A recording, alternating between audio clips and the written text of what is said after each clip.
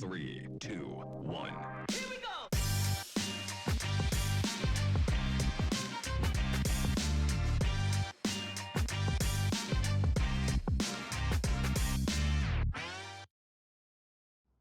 Ladies and gentlemen, it's Wednesday and today we dine.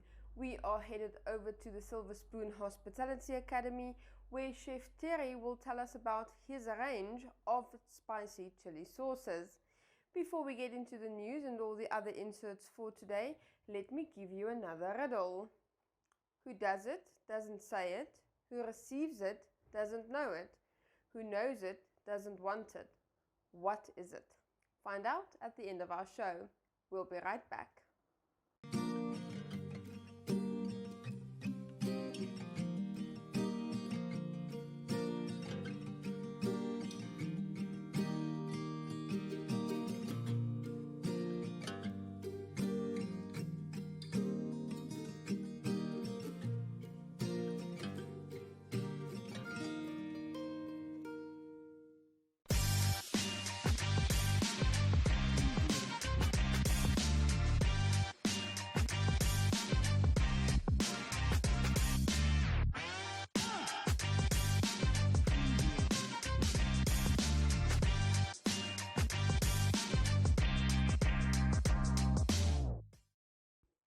And now heading over to our website for some news. Car crashes over the 12 months of 2021 claimed the lives of 532 persons, a 14% increase in road deaths compared to the 466 lives claimed by crashes in 2020. Overall, 2021 saw an increase in road accidents compared to the previous year, not only in the death toll but also in the total number of crashes and injuries recorded by the Motor Vehicle Accident Fund of Namibia. In 2020, 2,815 crashes were reported to the MVA, while in 2021, an increase of 7% in crashes led to 3,022. The number of injuries reported in 2020 totaled 5,067 and rose by 5% to 5,302 reported injuries as a result of car crashes. A legal team is hard at work preparing a Supreme Court appeal that many hope will result in the historic overturning of a 20-year-old judgment that government has long wielded as justification for refusing to recognize same-sex marriages under the Immigration Act. The appeal stems from the dismissal earlier this month by 3 High Court judges of applications brought by 2 Namibians and their foreign-born spouses, who have battled for years to be afforded the same residential rights as heterosexual foreigners married to Namibians. Their applications were dismissed as the court felt it was bound to a 2-decade-old Supreme Court judgment known as Frank, which denied the same-sex partners enjoy the same rights as their heterosexual counterparts under the Immigration Act. And finally, in some economic news, optimism on growth in Namibia over the medium term are based on the efforts of both the private and public sectors to increase renewable energy across the country, according to the Africa Year Ahead Outlook from Rand Merchant Bank's market research team. Prospective investments towards projects like Southern Corridor Development Initiative will boost Namibia's growth and development trajectory. In the short term, mining and agriculture are expected to remain growth positive and are key anchors for the 2022 forecasts. To a lesser extent, investments in renewable energy infrastructure projects will also support growth in the short to medium term.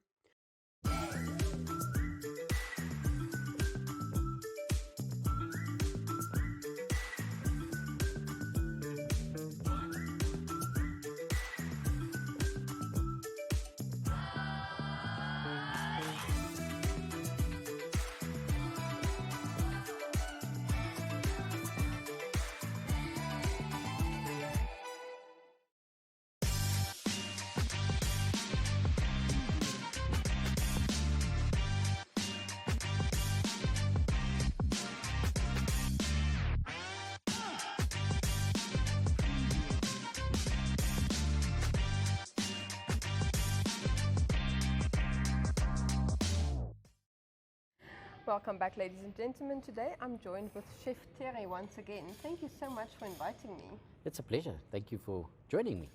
And today we're talking sauces. Oh yes, something that is close to my heart. It's something that I really love. I enjoy eating them and I enjoy making them. Tell us about what variety do you have available here? Well, I used to make just a red Tabasco style pepper sauce for myself and for friends and family. And then about a year and a half ago, it picked up some interest, and so I decided to start making more of it and trying to sell it. So at the moment, I've got 3 of the sauces I make currently. The green jalapeno Tabasco, which is quite earthy and fruity, very nice with pasta dishes, and if you like a mildish Tabasco. You say mild, but I've tasted that and it's not mild on my palate at all. Well, you need to get used to it, I suppose. A little bit at a time. But most people like it on pasta dishes and chicken dishes. Then I've got the red one, which is very similar to your traditional Tabasco. It's a bit thicker. And it goes extremely well with potjie course. Put a few drops in the pot with stews. It's lovely on pizzas, even braai meaty. And what I love to do is I like to make a peri-peri chicken. So add a bit of chopped up tomatoes, onions, garlic, pan fry it, add a whole lot of sauce, and then marinate the chicken in that for a couple of hours before putting it onto the braai. It's fantastic. You like your spicy food. Would you say, for those like me that is not really into spicy food, to just a few drops can go a long way? Oh yes, definitely. It's amazing how just a few drops can actually enhance a dish, and you don't need a lot. It just it's lovely on its own as a couple of drops over a plate of food or in dishes. But what it does is it just lifts your dish to a slightly higher level. Where can people find your products? At the moment, I've got some stock at Delicious in Ferreira's Garden Nursery. I'm often at the Boere Market as well, and I sell directly to the public there. Otherwise, they can have a look at my Facebook page called Chef, and I'm there. I post adverts and information about the sauces there, so you can contact me through Facebook, or they can WhatsApp me on my number, which is 081 280 9167. Where does your love for cooking come from? It's something I've been interested in since I was very young, from the age of 6. So, and I'm curious by nature. So, most of the things that I've done, like these sauces, comes out of curiosity. How is it made? How can I make it? Can I make it? And what's nice is it's a local product that's being made here in Namibia by Namibians for Namibians. And the thing is, if you use good quality products, which is readily available in this country, then you sit with a better product already. You do, and I must say I've been very fortunate in the ingredients that I've been getting. The yellow sauce that you see there is the hottest of the lot. It's got habaneros in it, but it also has turmeric, which has medicinal purposes. Yes.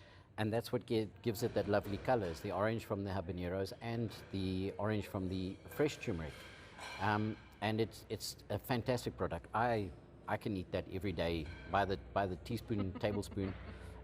But it also goes extremely well on fatty foods. It cuts through the greasiness of the product. So if you've got a nice pork chop that you've braaied, a few drops of that, and you cut through that richness of the fat so nicely. Now I'm just hungry. Do you have other products that you sell at the Boere Market? I do. I've also got a sweet chili sauce, and I also make a homemade Tabasco, which I call Woestyn sauce. Very similar to the Worcester sauce. Not as dark. It's more of a lighter color, but full of spices, full of onions, and um, garlic, lots of garlic Yeah. and ginger, um, and some citrus as well, just to Tone it down. and and it's a fantastic sauce that you can use on soups and on and I unfortunately don't have a batch right now because I'm busy fermenting it at the moment, so it still has a little way to go. How does that process work? Well, all of my sauces, except for the sweet chili sauce, are fermented sauces. So there's no yeast or anything added to it. What we do, it's a fermentation process that is without any oxygen, without any yeast. We use the natural bacteria that's found on the chilies, along with salt and vinegar and distilled water. And basically, we allow the good bacteria, because the salt and the vinegar destroy the bad bacteria. The good bacteria then thrive and they break down the chilies and the garlic and ginger that is added, or the turmeric, and develop this fantastic flavor that you get in the bottle at the end of the day. So it's not something you whip up in an afternoon and tonight you can put it on your food. It takes some love and care. It takes a lot of love and care, and you've got to have patience. That's something I struggle with. So trying to maintain a bit of patience and allow it to do its thing and ferment on its own, and keep an eye on it. It can, depending on the weather. Now it's lovely and warm. It happens a little bit faster, but it can take. I've had a batch that took almost a year to ferment to the stage where it was ready, and now in summer it happens a lot quicker. So it is a process. And what's lovely about this is it's a unique sauce, but every batch is unique because the chilies are bought at different times of the year. They are from different farms, different seasons. So there's a slight difference in each batch, which makes it unique. Thank you so much. It's a pleasure. If you like some bite in your food, now you know where to go. We'll be back soon.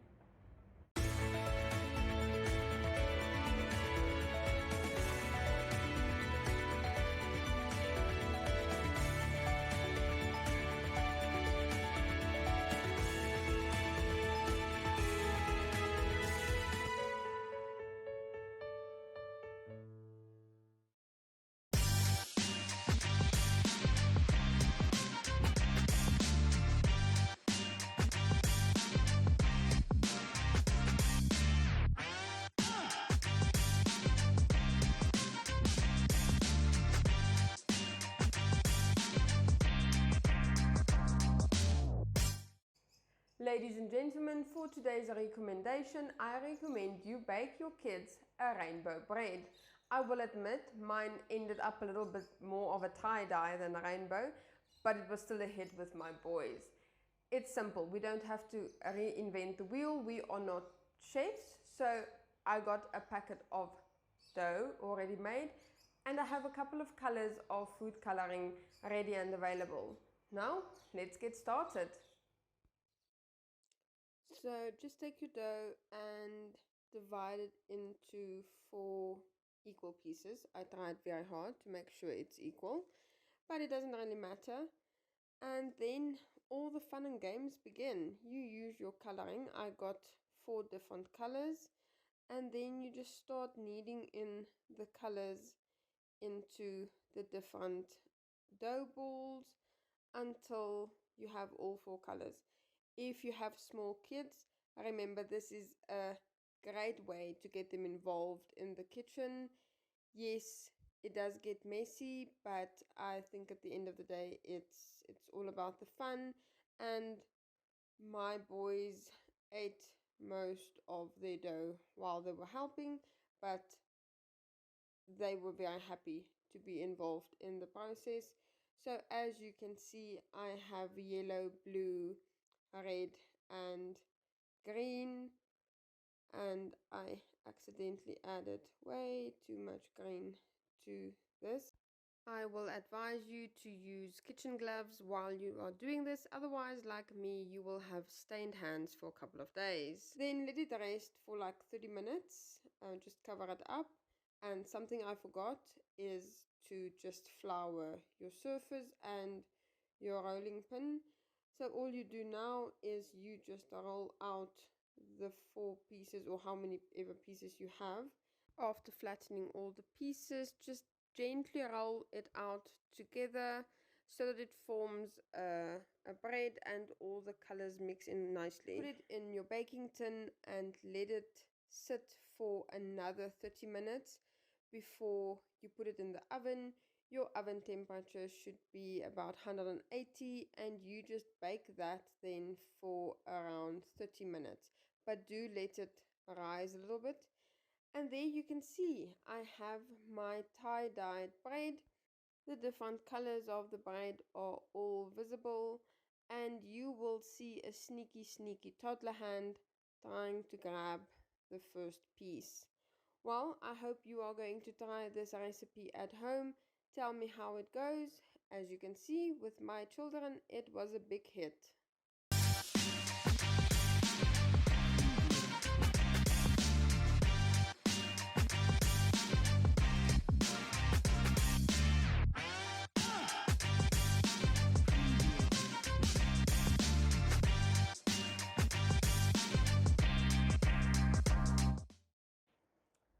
For today's life hack, when ironing a button-up shirt, flip it on the inside out so you can easily iron over the buttons. Next up, Jeanette Diergaard for your Flex Minute.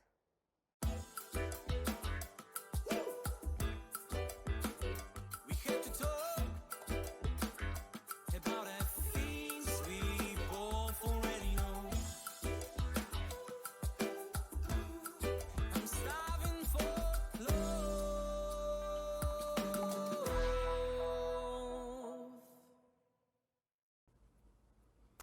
Okay, fuck. Don't watch. Kan het record? Ek is nou by jou. Okay everyone, I'm Jeanette Diergaard, your presenter for Flex. Welcome back. So today I will be showing you some ways how you can just get comfortable with a deep squat, go into a deep squat, and then later me and you, we both can do some pistol squats. Okay, those are really advanced level squatting. Okay, so if you can't go into a deep squat without any support, then there's ways we can help you get to that point. So you don't have to immediately go into it, you can work your way towards it. Okay, so a deep squat, what you would normally want is to sit comfortably in this position. Now a lot of us can't reach that position for various reasons. Okay, what you can do is use anything to support you to sit in that position. If you need something that can just help you with your balance, you can hold on to something, even if it's a bit higher, hold on to it, and just hold on to it while you're doing the squat, or yes, the deep squat. Okay, so essentially the deep squat, what you want is so that you can go into a pistol squat, because that will help you to build your glutes or build your hamstrings, build your quadricep muscles, if that's what you're into. Okay, and it's also just a way. So as you can see here, what I'm doing, I'm using this chair to support me on the pistol squat, because I can't do a pistol squat without the support. So using a chair helps you. So if I can do 5 of that every single day, maybe one day I'll be able to do a pistol squat without support. So let's get into the variations and let's reach our goals that we set for ourselves. That is it for me today. I will see you guys next time.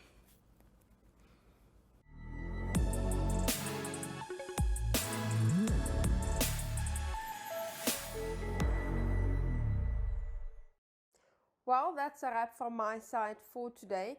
But before I go, the answer to today's riddle is simple. It's a lie. We will see you again bright and early tomorrow, same place, same time. Goodbye.